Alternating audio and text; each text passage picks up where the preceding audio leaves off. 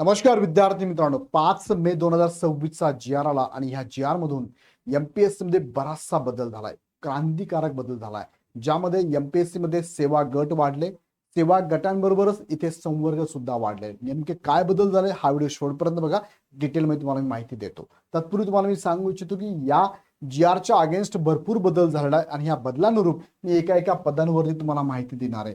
सेवा प्रवेश नियमामध्ये काय बदल झाला ते पण सांगणार आहे. परीक्षा पद्धत, निवड पद्धत आणि अभ्यासक्रम कसा असणार आहे या संदर्भात सुद्धा डिटेल माझे व्हिडिओ येणार आहे. त्यासाठी काय करा, हा चॅनल सबस्क्राईब करून बेल आयकॉन क्लिक करून ठेवा. महत्वाच्या मुद्द्याकडे घेऊन जातो. 5 मे 2026 चा जी आर आहे. सामान्य प्रशासन विभागाचा शासन निर्णय आहे. भरती प्रक्रिया सुसूत्रीकरण आणि सुधारण्यासंदर्भातला जी आर. तिकडे जाण्यापूर्वी तुम्हाला मी सांगू इच्छितो की इग्नाइट अकॅडमीच्या प्लॅटफॉर्मवरती तुम्हाला ऑनलाईन स्वरूपामध्ये रेकॉर्ड स्वरूपात बॅच पण अवेलेबल आहे. पूर्व परीक्षेची आपण हवी तर बॅच लगेच जॉईन करू शकता. त्यासाठी खाली डिस्क्रिप्शन मध्ये ऍपची लिंक दिलेली आहे. आता मुख्य मुद्द्याकडे तुम्हाला मी घेऊन जातो. बघा, राज्यसेवा संदर्भात नवीन जो बदल झालाय त्यात 12 सेवा नसून टोटल ज्या सेवा वाढलेल्या आहेत त्या सेवा आहेत टोटल 18 सेवा वाढ झाली आहे आणि 93 संवर्गांची ऍड झाली आहे. म्हणजे तुम्ही जर हे नोटिफिकेशन बघितलं, हा जी आर बघितला तर 2 नंबरचा पॉईंट यामध्ये बघायला मिळतो आपल्याला. बघा, महाराष्ट्र नागरिक सेवा राजपत्रित गट अ गट ब मध्ये नव्याने निर्माण करण्यात आलेल्या सेवा त्यात त्यांनी उल्लेख केलेला आहे की यापूर्वी बघा 6 सेवांव्यतिरिक्त 18 नवीन सेवा निर्माण करण्यात आलेल्या आहेत. म्हणजे पूर्वी 6 होत्या, आता 18 झाल्या आणि ह्या 18 सेवांबरोबर एकूण 93 नवीन संवर्ग यामध्ये ऍड झाले. आणि हे कुठे दाखवलंय तर याचा पूर्ण तपशील परिशिष्ट क्रमांक 4 ते 21 मध्ये मी तुम्हाला दाखवत होतो. टोटल 93 संवर्ग पण मी तुम्हाला सांगणार आहे. थोडक्यात जर आपण लक्षात घेतलं तर 18 सेवा वाढ झाली आहे. सध्या कार्यरत 6 सेवा 57 + 47 103 संवर्ग ऑलरेडी आहेत. म्हणजे याच्या पूर्वीचा जो बदल पहिला मी तुम्हाला सांगितला, पहिला व्हिडिओ आहे बघा, त्यामध्ये सांगितलं तुम्हाला 47 सुद्धा हे पद ऍड झाली आहे. नवीन संवर्गाचं 103 झाले आणि आता सेवा ज्या वाढल्यात त्या 18 सेवा वाढल्या, टोटल 24 सेवा झाल्यात. मग 103 संवर्गामध्ये परत 93 ऍड झाले, असे 196 संवर्ग झाले. मग आता करंटली ह्या जी आरचा संदर्भ लक्षात घेता एमपीएससी मध्ये टोटल असणार आता 24 सेवा आणि 24 सेवाच्या अंतर्गत असणारे 196 संवर्ग किंवा त्याला म्हणूया आपण पद. मग हे नेमकी पद कोणती, जी वाढीव पद आहेत 93, ही पद मी तुम्हाला दाखवतो. पाठीमागच्या व्हिडिओमध्ये तुम्हाला मी 47 पदांची माहिती दिली होती. आता बघूया आपण 93 पदांची माहिती घेऊया. चला तर मग बघूया आपण. यामध्ये बघा, हे पहिले 6 संवर्ग होते बघा, हे 6 सेवा होत्या. आता किती झाल्या टोटल, यामध्ये 18ची वाढ झाली आहे. नेमकी कोणती आहेत ती पद थोडक्यात समजून घेऊया. आपण आलोय आता या जी आर वरती. बघा, हा जी आर आहे 5 मे 2026 चा जी आर आहे. यामध्ये तुम्ही 8 नंबरच्या पेजवर गेला तर तुम्हाला बघायला मिळेल इंडेक्स. आणि ह्या इंडेक्स मध्ये जे परिशिष्ट क्रमांक 4 पासून स्टार्ट होते 21 पर्यंत अशा 18 सेवा मध्ये वाढ होताना दिसते. बघा, 8 नंबरच्या पेजवर तुम्हाला मी घेऊन जातो. हे आहे 8 नंबरचं पेज. यामध्ये इंडेक्स आपल्याला बघायला मिळते आणि ह्या इंडेक्स मध्ये तुम्ही बघू शकता. बघा, मी थोडं झूम इन करतो याला. ही इंडेक्स आहे, याच्या समोर 4 पासून स्टार्ट होते. बघा, 4 नंबरची सेवा कोणती आहे, महाराष्ट्र पशुसंवर्धन मत्स्य व्यवसाय सेवा. इथून पाठीमागच्या 3 सेवा ऍज इट इज बघा, ज्यामध्ये थोडासा बदल झाला. राज्य सेवा, अभियांत्रिकी सेवा आणि कृषी सेवा यामध्ये 47 सेवा वाढल्या, संवर्ग वाढले म्हणून ते इथे आलेले आहे. बाकीचे 3 ज्या सेवा आहेत ना त्यामध्ये काहीच बदल नाही, ते ऍज इट इज आहे. बरोबर की नाही. मग आता बघूया आपण 4 पासून ते 21 पर्यंत तुम्हाला मी घेऊन जातो ह्या परिशिष्टामध्ये. मग यात तुम्हाला समजेल की कुठे कोणती डिपार्टमेंट, कोणती पदं वाढलेली आहेत. मग मी डायरेक्टली तुम्हाला घेऊन जातो 40 ते 41 पेजवरती, ज्यावरती तुम्हाला हे 4 नंबरचं संवर्ग बघायला मिळतो. बघा, 4 नंबरचा संवर्ग आपल्याला बघायचा आहे. परिशिष्ट क्रमांक 4 म्हणतो त्याला आपण. 41 नंबरचे पेज तुमच्या समोर आहे. आता लक्षात घ्या, इथे काय दिलंय, हे प्रस्तावित सेवा आहे. तुम्हाला इथे बघायला मिळेल. बघा, प्रस्तावित सेवा आहे म्हणजे ही अपकमिंग आहे.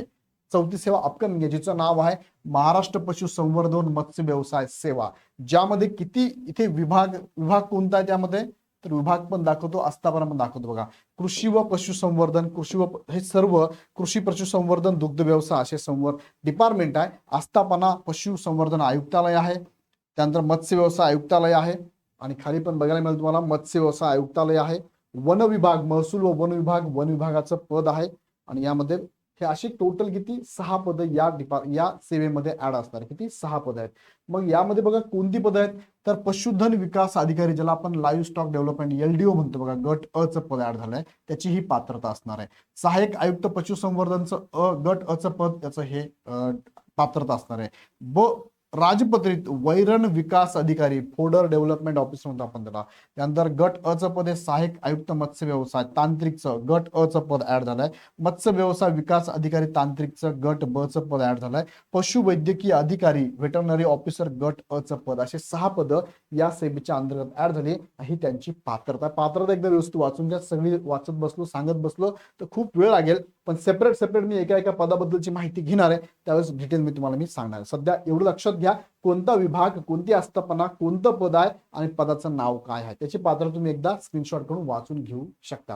हे झालं पहिलं पद, पहिली सेवा. नंतर दुसरी सेवा ऍड झाली बघा, महाराष्ट्र दंत चिकित्सक सेवा, ज्यामध्ये वैद्यकीय शिक्षण व औषध द्रव्य विभाग आहे.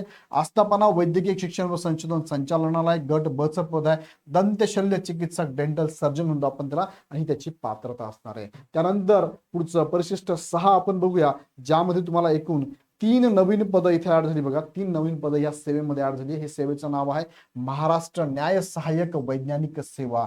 गृह विभाग 3 पद गृह विभागाचे आहे बघा. सहाय्यक न्याय संचालक न्याय सहाय्यक वैज्ञानिक प्रयोगशाळा हे तुमचा आस्थापना आहे. गट ब चं राजपत्रित पद आहे सहाय्यक रासायनिक विश्लेषक. गट ब चं राजपत्रित पद आहे वैज्ञानिक अधिकारी.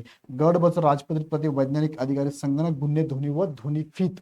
असे हे 3 पद यामध्ये ऍड झाले, त्यांची ही पात्रता असणार आहे. पुढे जाऊया आपण 7 नंबरच्या परिशिष्टाकडे.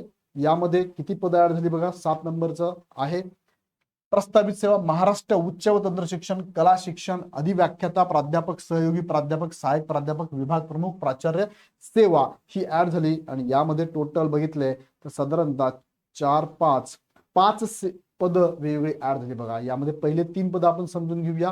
पहिले 3 पदांमध्ये डिपार्टमेंट बघा कोणता आहे. डिपार्टमेंट उच्च व तंत्र शिक्षण विभागाचं डिपार्टमेंट आहे. कला संचालनालय हे आस्थापना आहे. आणि गट अ चे 3 पद आहे. कोणकोणती पद आहेत. सहाय्यक प्राध्यापक विभाग प्रमुख आणि सहयोगी प्राध्यापक हे त्यांची काय पात्रता असणार आहे. हे 3 पद आणि अजून 2 पद यामध्ये ऍड झाली बघा. सेम आहे इथे सेम बघा, उच्च व तंत्र शिक्षण विभागाचं आहे. कला संचालनालय इथे तेच आहे.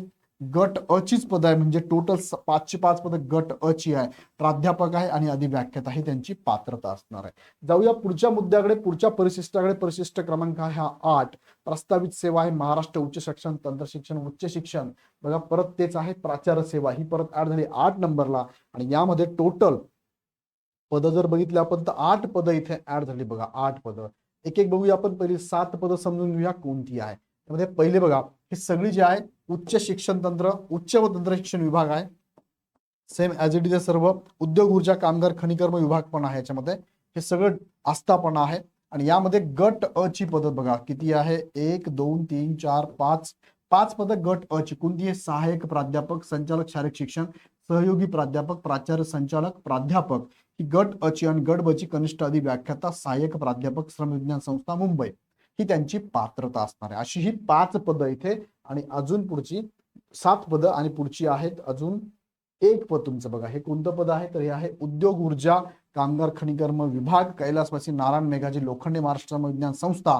गट ब चं राजपत्रित पद आहे सहाय्यक प्राध्यापक श्रम विज्ञान संस्था नागपूरसाठी ही त्यांची पात्रता आहे. जाऊया आपण पुढच्या परिशिष्टाकडे. पुढचं परिशिष्ट आहे क्रमांक 9 नंबरचं महाराष्ट्र तंत्र शिक्षण. यामध्ये पण बघा परत एकदा ही एकूण पद बघायला मिळतात तुम्हाला. एकूण पद आहेत 11 पद इथे ऍड झाली बघा. 11 वेगवेगळी पद. कोणती पद्धत यामध्ये मी पदांची नावं सांगतो तुम्हाला. सहाय्यक प्राध्यापक शासकीय अभियांत्रिकी महाविद्यालय गट अ चं पद आहे. सहाय्यक प्राध्यापक शासकीय औषध निर्माण शास्त्र महाविद्यालय गट अ चं पद आहे. विभाग प्रमुख शासकीय तंत्रनिकेतन गट अ चं पद आहे. सहयोगी प्राध्यापक शासकीय अभियांत्रिकी महाविद्यालय गट अ चं पद आहे. सहयोगी प्राध्यापक शासकीय औषध निर्माण शास्त्र महाविद्यालय गट अ चं पद आहे. त्यानंतर प्राचार्य शासकीय अभियांत्रिकी महाविद्यालय गट अ चं पद आहे. प्राचार्य शासकीय औषध निर्माण शास्त्र महाविद्यालय गट अ चं पद आहे. अशी 7 पद. आणि पुढची आहे प्राचार्य शासकीय तंत्रज्ञान महाविद्यालय गट अ चं पद आहे. प्राध्यापक शासकीय अभियांत्रिकी महाविद्यालय गट अ चं पद आहे. प्राध्यापक शासकीय औषध निर्माण महाविद्यालय गट अ चं पद आहे. अधिव्याख्याता शासकीय तंत्रनिकेतन गट अ चं पद आहे. ही पद यामध्ये ऍड झाली आहे. ही त्यांची पात्रता असते. ही त्यांचं डिपार्टमेंट आहे. त्यांची आस्थापना असणार आहे. पुढे जाऊया आपण. परिशिष्ट क्रमांक आपल्याला 10 वर आलोत आपण. टोटल 21 भागाची प्रस्तावित सेवा आहे महाराष्ट्र माहिती व जनसंपर्क सेवा. यामध्ये पद बघा किती ऍड झाली आहे. पहिलं पद आहे जिल्हा माहिती अधिकारी, जनसंपर्क अधिकारी, वरिष्ठ उपसंपादक, वरिष्ठ सहाय्यक संचालक माहिती गट अ चं पद हे त्यांची पात्रता आहे. आणि इथे बघू शकता तुम्ही. त्यानंतर दुसरं गट अ चं उपसंचालक माहिती आणि तिसरं आहे सहाय्यक संचालक माहिती अधिकारी, अधिपरीक्षक पुस्तके व प्रकाशन मुंबई.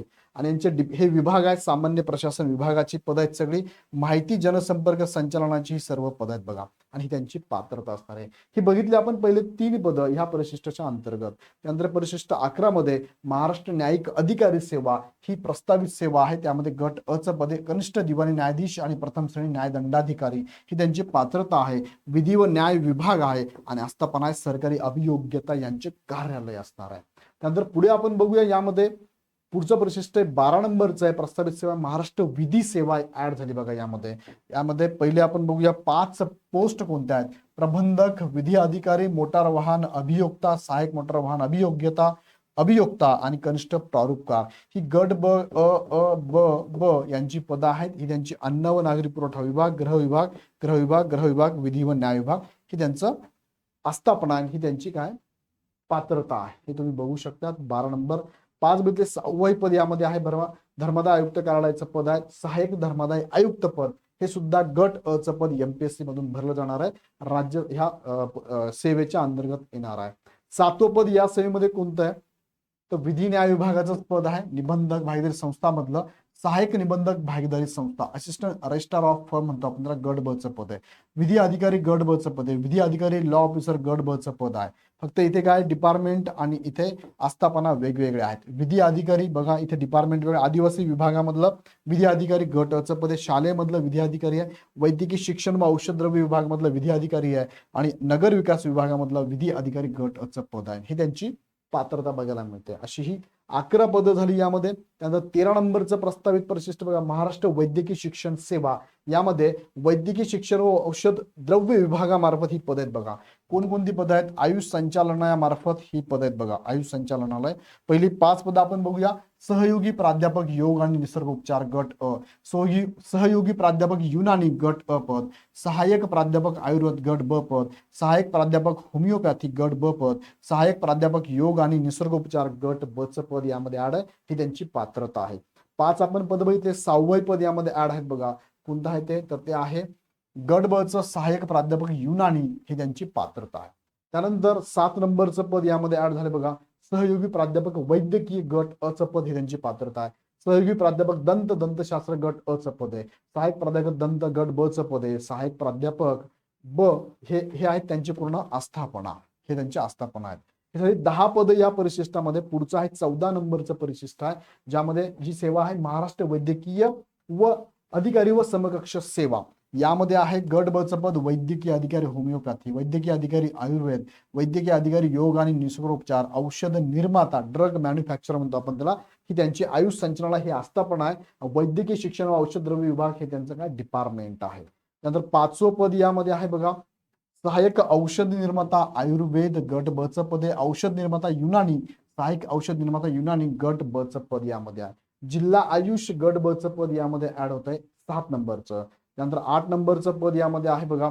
वैद्यकीय अधिकारी गट ब चं पद आहे बघा. वैद्यकीय शिक्षण द्रव्य विभागाचं.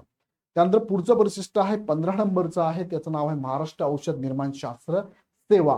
ज्यामध्ये किती पद ऍड झाली तुम्ही ते बघू शकता. सहाय्यक औषध निर्माता गट ब चं पद आहे. औषध निरीक्षक गट ब चं पद इथे बघू शकता. अन्न व औषध प्रशासनामार्फत आहे. फूड अँड ड्रग ऍडमिनिस्ट्रेटर मधलं ड्रग इन्स्पेक्टर म्हणतो आपण त्याला, गट ब चं पद आहे. त्यानंतर सायंटिफिक ऑफिसर गट ब चं पद आहे. औषध निर्माता वर्ग 2 गट ब चं पद यामध्ये ऍड झालेलं आहे. 4 पद. त्यानंतर 5वं पद आहे रसायनशास्त्र केमिस्ट म्हणतो आपण त्याला, गट ब चं राजपत्रित पद आहे बघा यामध्ये ऍड. त्यानंतर पुढचं 16 नंबरचं परिशिष्ट आहे महाराष्ट्र शालेय शिक्षण सेवा. ही सुद्धा सेवा यामध्ये ऍड झाली बघा. ज्यामध्ये अधिव्याख्याता हे गट ब चं पद, वरिष्ठ अधिव्याख्याता गट ब चं पद ऍड झालंय. समक्षीकरण विभागाचे आणि शालेय शिक्षण व क्रीडा विभागाचं हे पद आहे. हे 2 पद. त्यानंतर पुढचं परिशिष्ट आहे 17 नंबरचं महाराष्ट्र जीव रसायनशास्त्र सेवा. ज्यामध्ये 2 पदं ऍड झाली. वरिष्ठ जीव रसायनशास्त्रातले गट अ आणि गट ब राजपत्रित पद आहे. आयुष संचालनालय आणि वैद्यकीय शिक्षण या आस्थापनांची ही पद आहेत. ही त्यांची पात्रता असणार आहे.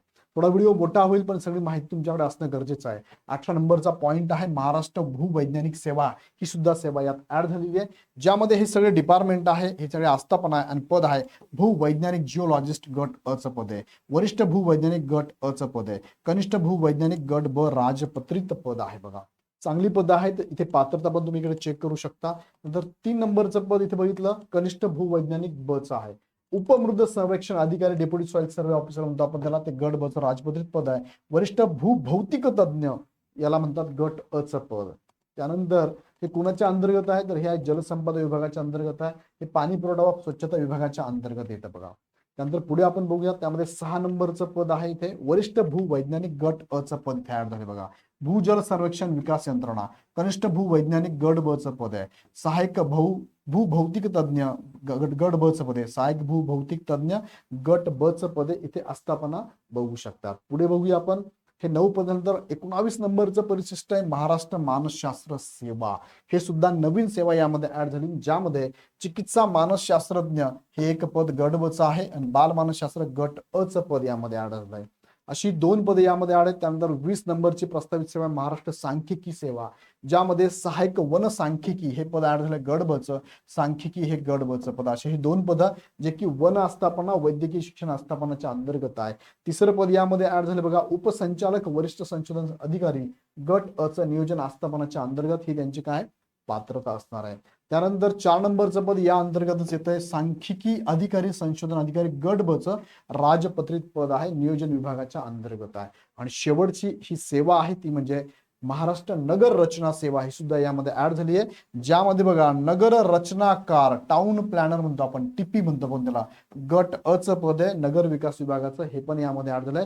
हे त्याचं पात्रतेचे निकष आहे. सहाय्यक नगर रचनाकार म्हणजेच असिस्टंट टाउन प्लॅनर एटीपी म्हणतो आपण त्याला, हे सुद्धा एमपीसीच्या अंतर्गत गट ब चं राजपत्रित पद आहे. बघा त्यानंतर तिसरं पद यामध्ये नाहीच आहे. ओके, अशा पद्धतीने टोटल ही बघितली आपण 21 पर्यंत ही टोटल परिशिष्ट. यानुसार तुम्हाला मी सांगण्याचा प्रयत्न केला की कोणती विभाग, कोणती आस्थापना, कोणतं पद गट अ गट ब चं पद आहे, पदाचं नाव काय आणि त्यांची पात्रता काय. पात्रतेबद्दल मी सेपरेट व्हिडिओ घेतो, पण तुम्हाला जर काही शंका असेल त्या पदाचं नाव मला कमेंटमध्ये टाका, सेपरेट व्हिडिओ मी त्याच्यावरती नक्कीच घेतो. आणि इग्नाइट अकॅडमीच्या या धुरंधरांची टीम पूर्ण तुम्हाला इथे गाईड करणार आहे. त्यासाठी काय करा, इग्नाइट अकॅडमीचं ऍप डाउनलोड करून डायरेक्टली बॅचेस पण जॉईन करू शकता. अधिक शंका असेल तर हे नंबरला कॉल करू शकता.